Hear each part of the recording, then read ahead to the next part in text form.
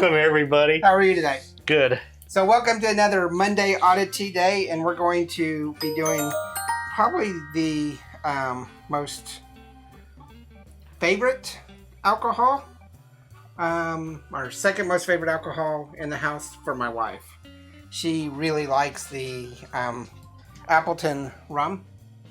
I think it's just a rum, it's a signature blend. It's not a spice rum, but it's a Jamaican rum, and she really likes this for her different cocktails and drinks that she makes.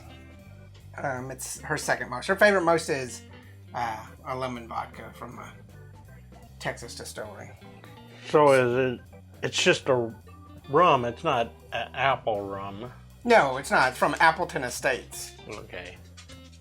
So, tell us what your favorite rum is, but we're going to look at the Appleton rum. It's from the J. Ray and Nephew Distillery in Jamaica, or from the Appleton Distillery. It runs at $18.95 for a 750. This is a 175, so it's about $26.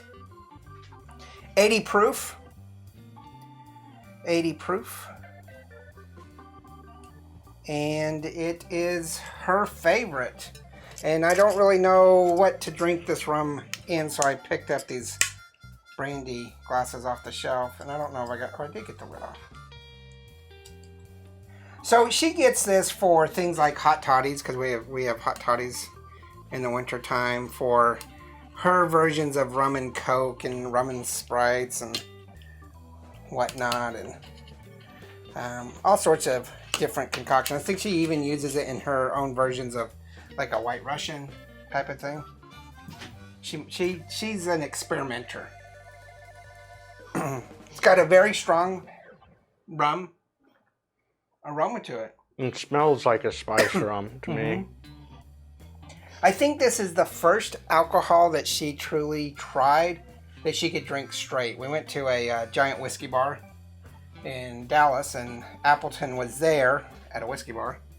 And as soon as you walked in the door, they had a whole table full of cocktail glasses, kind of like this, with straight Appleton. And as you walked in, they just handed them to you.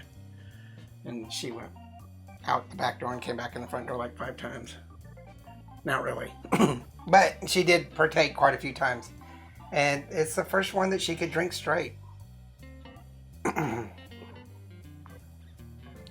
smells really good. Very smooth. Yeah, very smooth. It tastes like almost a spiced rum. It's got a little bit of it's not like a regular, it's a spice. No. But you definitely could drink it straight.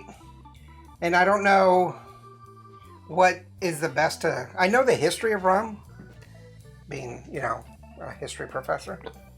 And I know what its purpose was. But I don't know how you're supposed to really drink it. Is it supposed to be drunk warm, kind of like a brandy, a little bit above room temperature? Or is it supposed to be drunk chilled? Most people drink it mixed, but... I don't know, you're the rum guy. I would say, like, traditionally... Well, I know how it's traditionally drank from archaic, colonial history. It was what was on the ship, and you just... grog, you put it in... They used to mix it with a little water and rum, because everybody got their grog. Their grog. That's what they called it. You're the history guy. I know. Grog's something different, but go ahead. And everybody got their allotment of grog every day.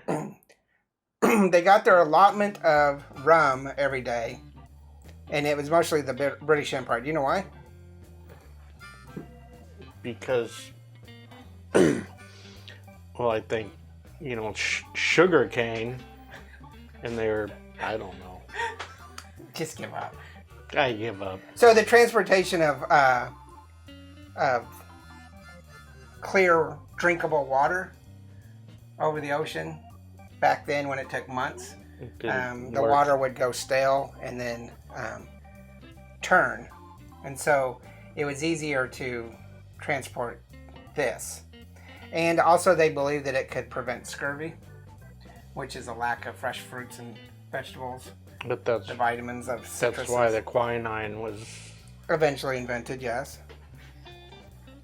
And a little bit about morale and keeping up courage under fire and stuff. well, yeah. You got to have a little shot before you go into battle. So, and it was mainly the British Empire. The French Empire would do wine. The American colonials, and then early American, never really went into alcohol. A short time they had rum, but that was just a holdover.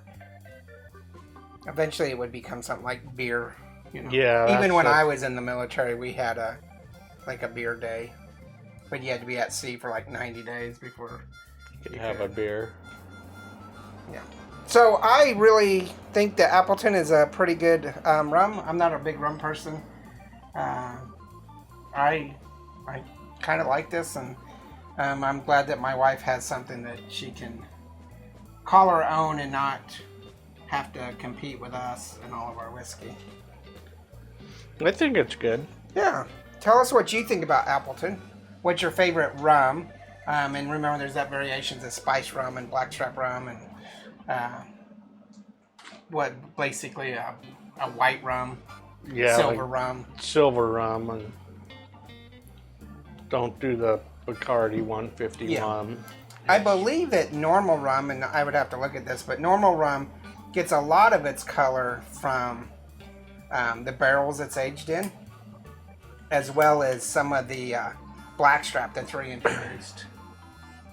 Yeah, because it's sugar cane, and molasses is the result of boiling down the sugar cane. Mhm. So, Yeah, but once you distill it, it comes out clear. mhm.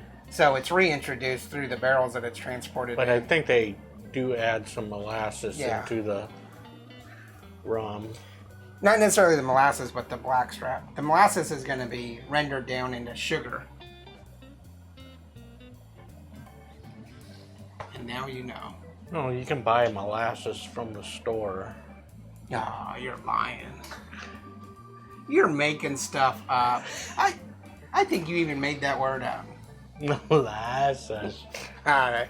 So tell us what your favorite is. Make sure you hit the like and subscribe. Check out Instagram, Facebook, Twitter, and merchandise. And this is pretty good. Leave a comment of how you drink it and how we should be drinking it. Should we be... Do it right. Yeah, if you're in your 20s, you're going to say it needs to be in a shot glass. But You need to drink it when you're on the floor and you just yeah, all you rum connoisseurs, let us know. So, cheers. laters. Oh. Molasses. Molasses. You know, What kind of you word and your is that? made-up words.